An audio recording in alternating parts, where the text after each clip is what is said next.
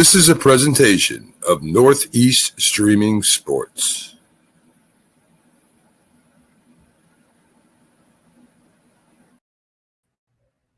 Hey, and how do you like that brand new introduction?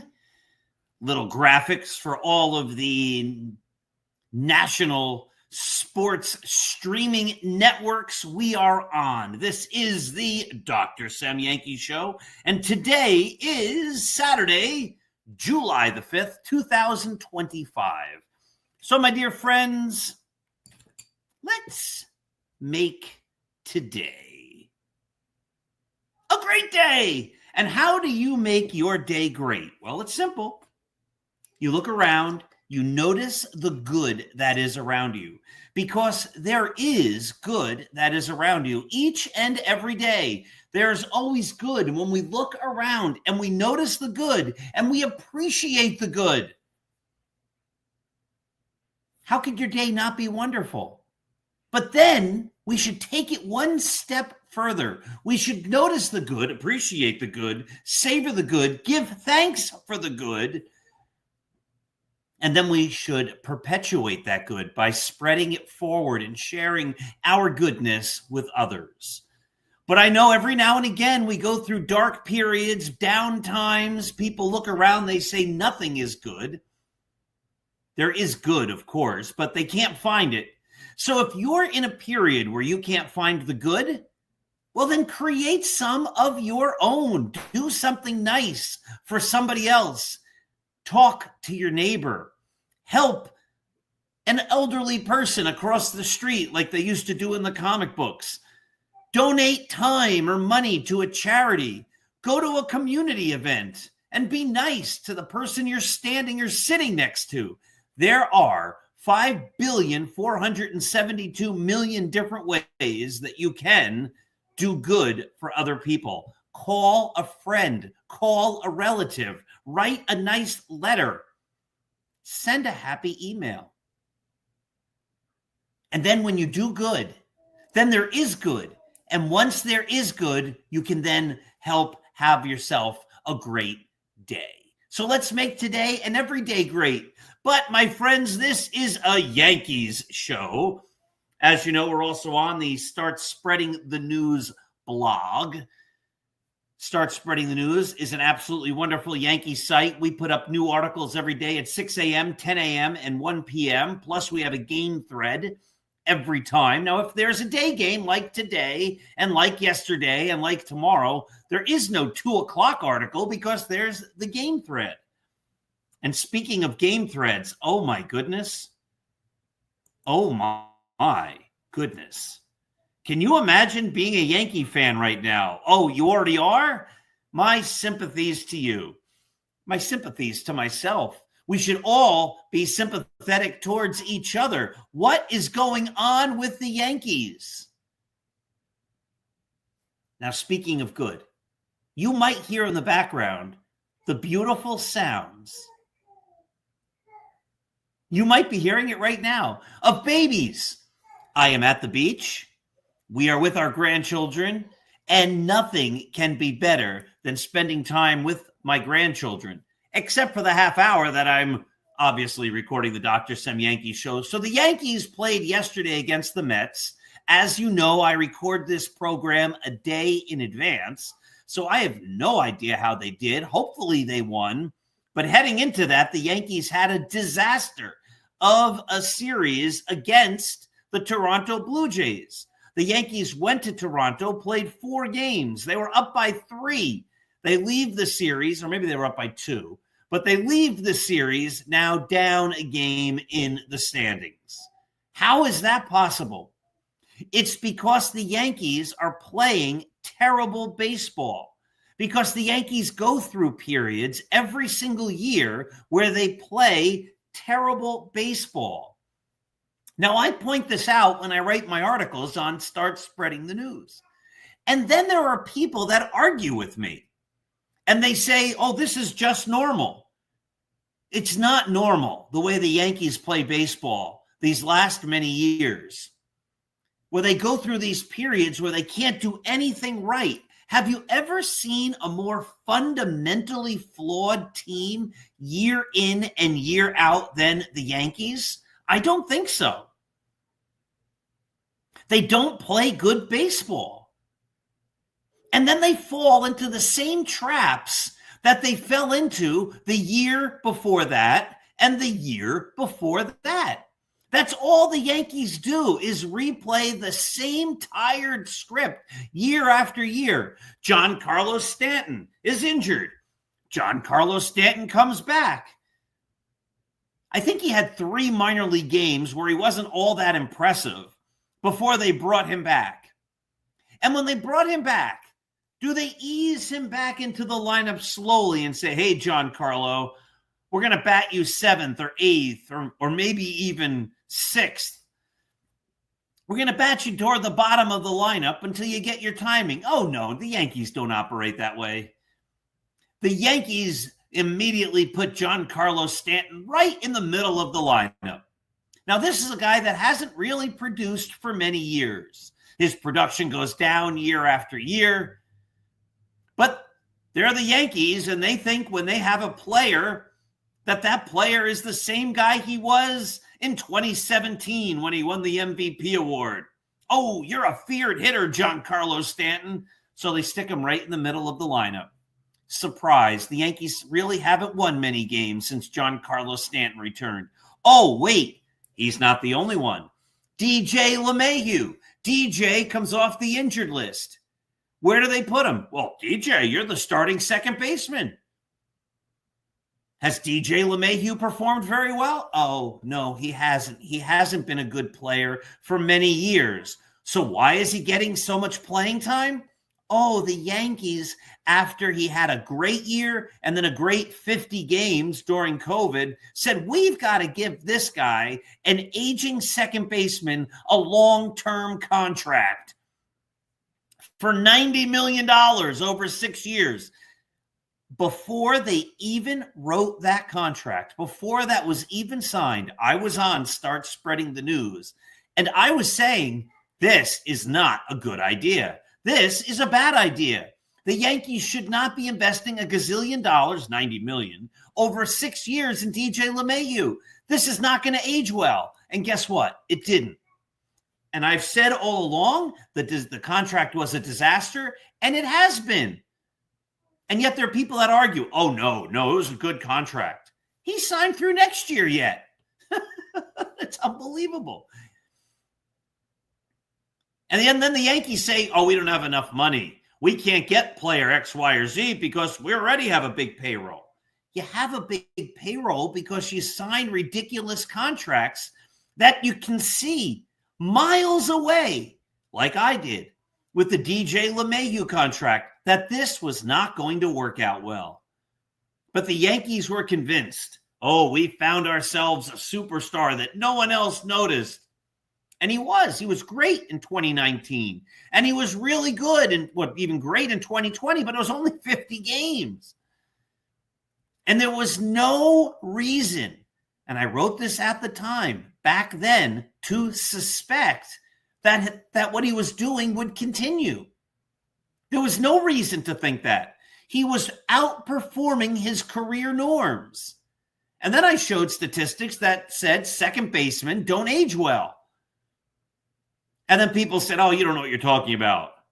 Well, guess what? That second baseman didn't age well, and that contract wasn't any good.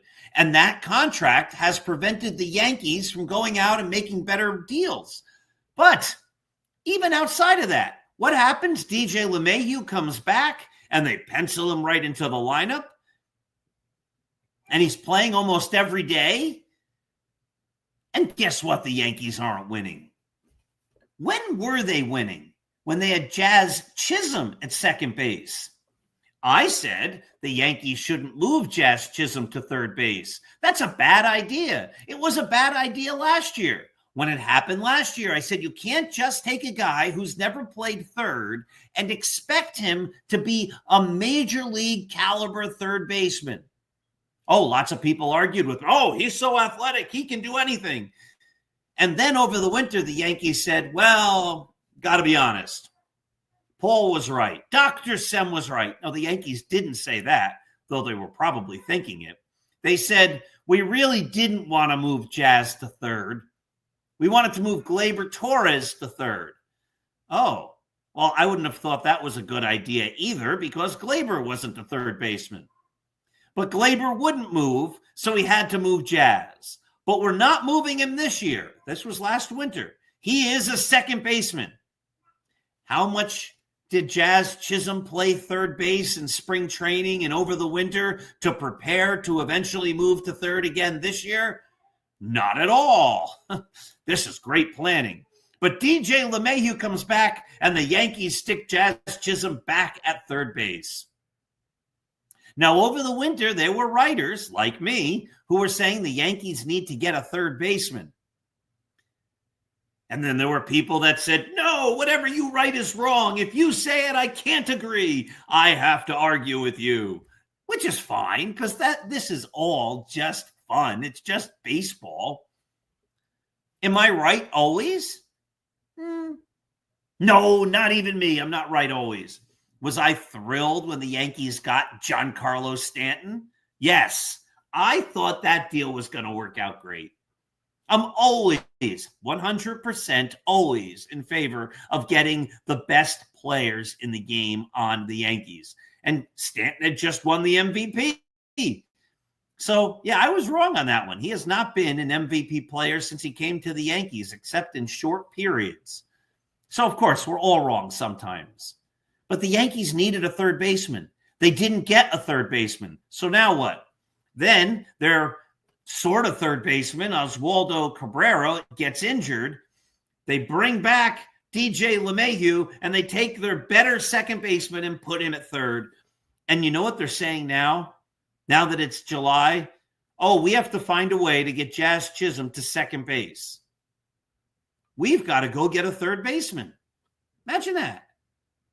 Imagine that. Exactly what I've been saying. The Yankees are now saying. Do you think they start spreading the news? Maybe the Yankees should call me and say, hey, Dr. Sem, we need you to tell us how to run this organization because most of the decisions we make are bad ones. And you seem to know it ahead of time. I'll tell you another bad decision the Yankees made that I said at the time. And that was obvious. Listen, these things I'm figuring out are not rocket science. These things I'm figuring out are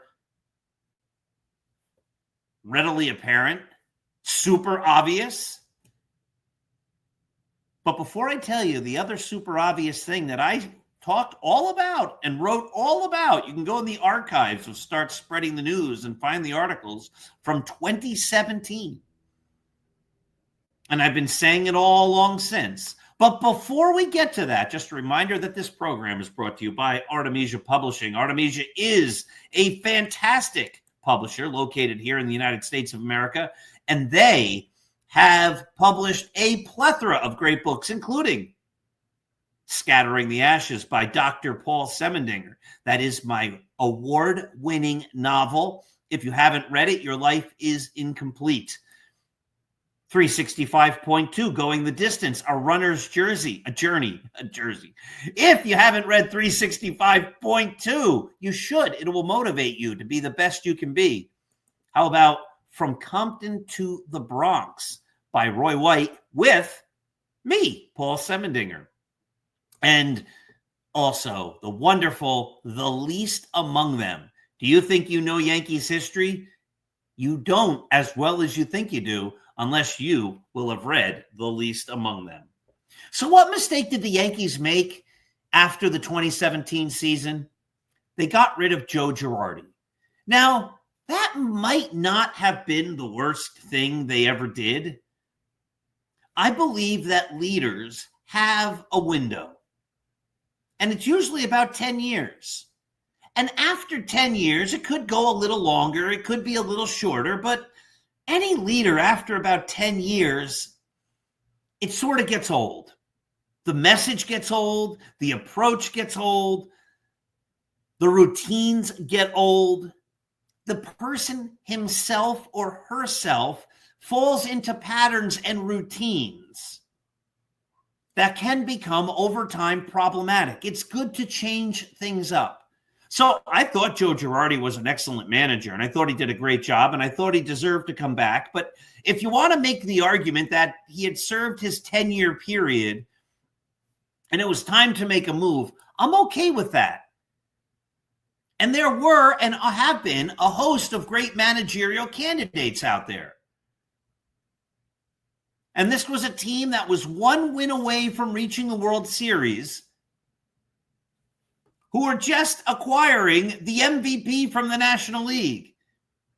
And here was a team that was ready to ascend, and the Yankees gave the job as manager to a guy who had managed in the major leagues before? No. A guy who had brought a team to a World Series championship in the major leagues? No. A guy who had coached on a pennant-winning team in the major leagues? No. A guy who had coached in the major leagues? No. A guy who had run a minor league team, who was a manager of a minor league team? No. A guy who was a coach on a minor league team?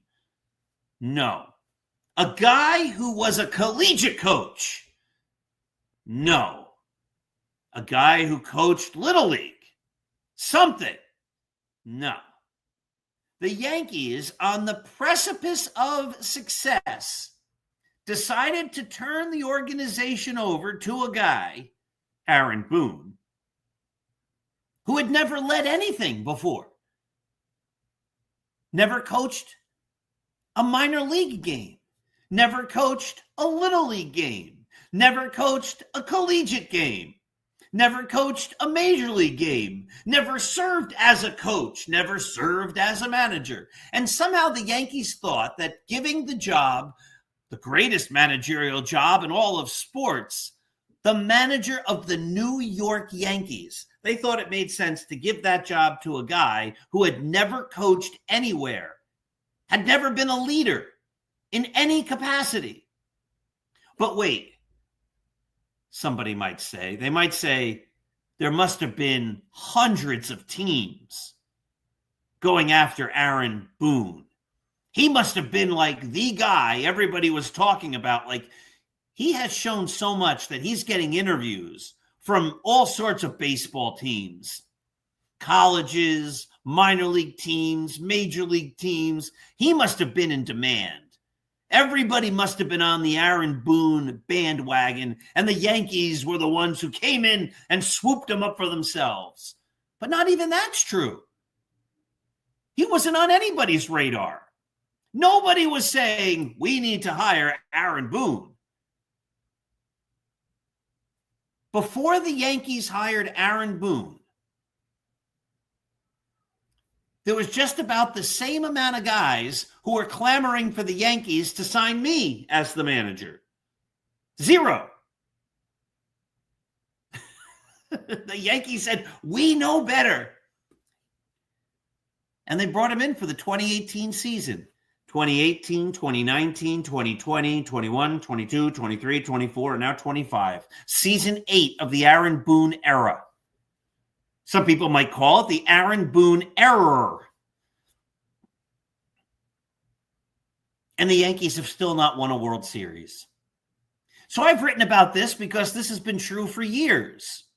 People used to say, or people still do, George Steinbrenner fired managers all the time. And in the beginning part of his tenure, he did. And it was something I did not like, and I hated it. And I did not like that Billy Martin was the manager 5 different times. I thought it made the Yankees look foolish. I thought it was a horrible approach. But it wasn't just George. Since the inception of the Yankees, no manager has managed as long as Aaron Boone without ever winning a world championship, going back to 1903. But this was especially true once the Yankees started winning World Series with Babe Ruth's arrival. It wasn't just George who got rid of managers who didn't have success. It was every Yankee owner who got rid of Yankee managers who didn't have success. And yet somehow Aaron Boone, whose teams have never been fundamentally sound, have never played good, crisp, smart baseball, who always seem to make mistakes on the field, who can't seem to bring up young players who do well, absent of Aaron Judge. But again, Aaron Judge, people forget, has his own hitting coach. Now, the Yankees bring up these kids, and they say he is going to be a star, like Gleyber Torres. And then guess what? They're not stars. They become problems. And then the Yankees get rid of them because they promise you how great this player will be, and then he turns out not to be great. Oh, wait. Gleyber Torres is going to be the starting second baseman on the American League All-Star team this year. He leaves the Yankees and becomes an All-Star. Like, do you think something's wrong in the managerial chair? And when the Yankees lose, you never see Aaron Boone say, well, you know what? I can tell you what our problem is. Our problem is X, Y, and Z. And this is what I, as the manager, am doing to fix it. No, what does he do? He says platitudes. He speaks nonsense. Now, there are those that say, you could read in the comments on Start Spreading the News, that that's Aaron Boone's job, just to spread nonsense. That's all he was hired to do. And if that's the case, isn't that sad? That there's a human being that's willing to do that, to say things that aren't true, to just say platitudes, falsities, just to have a job? Is any amount of money worth it for you? Think about yourself. Would you take any amount of money to do that? I wouldn't. Never. You got to be honest. You have to speak the truth. But Aaron Boone, well, you know, we're still the best team out there. That's what he's saying after the Yankees fell to second place after the game Thursday night. You know, you have to go through this kind of adversity. It makes us better. It's right there in front of us. We can do it. We're still better than every other team. I really trust those guys. I don't want them to really start to get nervous. I think we're going to turn the corner. I really liked their at-bats. You know, even though that pitcher gave up 72 runs, I thought his stuff was really good. He was just missing. I mean, on and on, we've heard this nonsense for 8 years. The Yankees ownership should realize we're tired of it. Now, is Aaron Boone the only culprit? Of course not. Brian Cashman's a culprit. He built this roster. He said, I want complete control of the Yankees. And since he got complete control of the Yankees, he's won one World Series. I think he asked for complete control in 2005.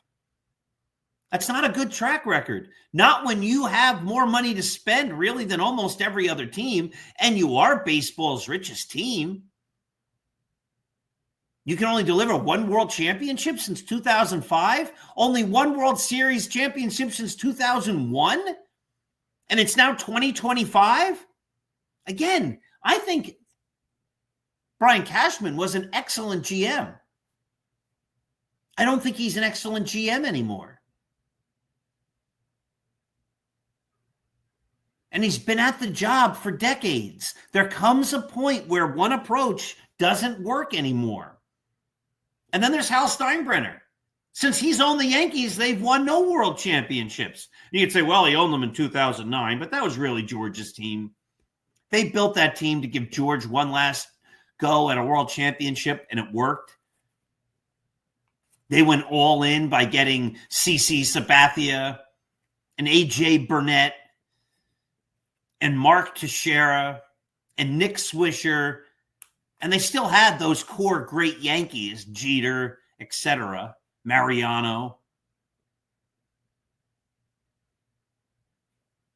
And then every year we hear, it's not acceptable when we don't win. What the Yankees are doing isn't working. Change is needed. Hal Steinbrenner needs a new approach. He needs to find a new GM who can bring some life into the organization. And they need to find a manager who can manage. A manager who actually has the ability to not be outsmarted virtually every time he faces a good team. Aaron Boone has been the Yankees manager for 8 years. I've never read a report anywhere from anybody in the game that says, that guy really is a smart baseball manager. That guy knows how to run a team. That guy's a brilliant manager of strategy. Nobody says that. They say, well, the players like him. Well, the players like him because he holds nobody accountable. There's never any consequences for poor play. The decisions are erratic, but he has their backs. Of course they like that. But if the Yankee players wanted to win, they wouldn't be satisfied with that. But the Yankee players, when they talk, they parrot the same stuff that their manager says. Oh, we're going to go get them. The only thing that defines us is World Series, and yet they don't win World Series. How can Aaron Judge say the only way to define the Yankees is World Series championships when he's never won one? But my dear friends, it's all fun because it's baseball. And there are more serious things in this world than the Yankees. If you're a Yankee fan, there's a lot to be discouraged about. The great kids, Austin Wells, Anthony Volpe, those are supposed to be two of the great new players, right? They were going to be the ones to lead the charge. They're not looking so great. The jury's still out on Ben Rice. Jason Dominguez seems to be coming around. You ever notice, though, that every time he has a big game, he sits the next day? Yeah, that's a brilliant way to manage a team. All right, my friends. Let's go, Yankees. Let's hope they can turn this thing around. Yankee fans would love nothing more than a world championship. And if Aaron Boone could actually get them there, we'd be thrilled with Aaron Boone. But I think the consensus from every single fan who thinks and looks at this logically is that change is needed. They've had an approach. That approach has not worked. We've suffered long enough. Let's make this organization one that can win World Series again. All right, have yourselves a wonderful week. I'll be back Monday night for the Start Spreading the News Yankee podcast. That comes on 9 p.m. every Monday night. And that one is usually live, though this week we might record it based upon some availability of my guests. Have yourselves a wonderful day. Happy July 4th. God bless America.